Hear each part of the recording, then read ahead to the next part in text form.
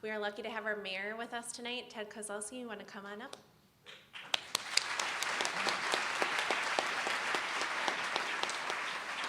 Wow, I want to say thank you first off for everybody for showing up tonight. I know this is probably a really busy time of the year for all of us, and it's so encouraging to see this room just packed like this. I don't know that everybody in district leadership was expecting this kind of very rapid response to the proposed plan. So I think you guys are doing a tremendous job. I want to support in any way I can. I mean, the elementary schools are really the schools in our community that bring everything together.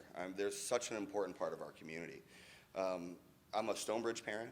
I'm definitely concerned at what's happening with that school, with the sixth grade transition and with the new proposed plan. Personally, I see some, maybe some unintended consequences coming as a result of that. But some of the other things that I guess ask you guys to help me and help our board understand, there's really, not necessarily attacking assumptions, but questioning some of the assumptions. One of the things I look at is the forecast data for students. And being the mayor of Stillwater, I know we just annexed a large part of Stillwater Township. And now you can put 4 houses on an acre instead of 1 on 5 acres. There are things that the Met Council hasn't taken into effect in terms of what our population is going to look like. And so when we talk about removing a couple of these schools up north, and we still have some pretty good potential for development in a town like Stillwater, and we're looking at schools that are going to be really close to capacity, these are the things that make me kind of nervous as a parent. And then closing these schools makes me nervous as a mayor. I mean, I have the pleasure of knowing Jesse and Kiva's son, Sam, and he is such a great kid. And when I found out how well he was doing here, I mean, it was one of those things that made me proud to be from Stillwater and to be in this area.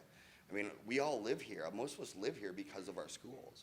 And so I understand the anger and the frustration, and we just have to make sure we're working together like we are, and challenging some of those assumptions. Because I don't know, like right now it's really hard for me because I can't see the reason for the plan as it's presented.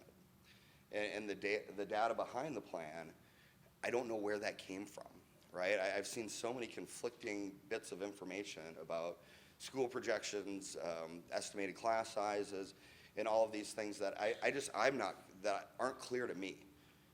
Maybe there is something that makes sense with this, honestly. I don't know. But right now, I don't have the clarity with that. And so for me, the decision seems just a little rushed. I mean, I think the message, that I saw up there, of kind of slow down, like, why now? Like, why are we doing this now when we're already doing this transition with the 6th graders into the middle school at the same time to just double up and change where our students are going to school? It doesn't make sense. We've got preschools coming into all of our schools. That's going to have an impact on enrollment as well.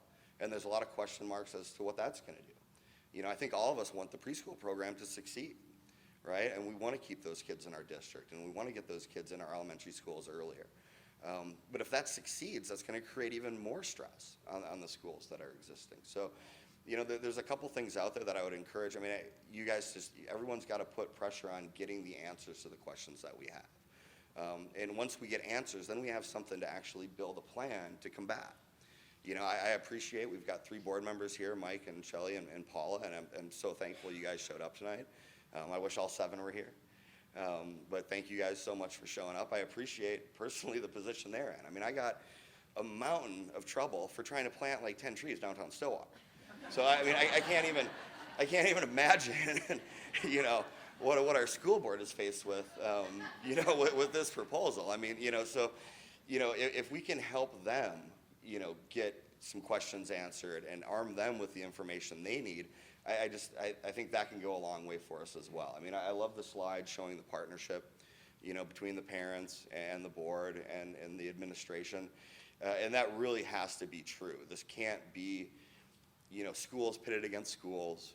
It's truly a community issue that does impact all of our schools. So when you're talking to people throughout the district, let them know, right? This can't just be Withrow, Marine, and Oak Park. It's got to have the support of the entire community because it impacts the entire community.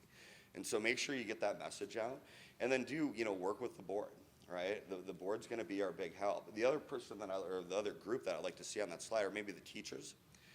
Today I had the fortunate experience of building gingerbread houses. And I really thought as mayor I might be able to get to eat one of them, but apparently that's not the case. And so I had an opportunity to speak with some of our teachers at Stonebridge, and they're concerned as well. And what worries me right now more than anything else is that I don't know that the teachers have been part of the conversation. The parents haven't been part of the conversation at all, right? And the board is basically just finding out about this in the last week as well. So it's definitely a bold plan. I don't think it's the best strategy, but I think in order to do something that's really focused on helping our students, that we all have to be part of that conversation. And doing something like this in 6 weeks over the holidays, I don't have a good taste for that. I mean, if I try to do something like this with the city, I would be skewered, rightfully so. I mean, government's supposed to be deliberate. It's supposed to take time. It requires your input. We have to hear from you. We have to hear from the teachers.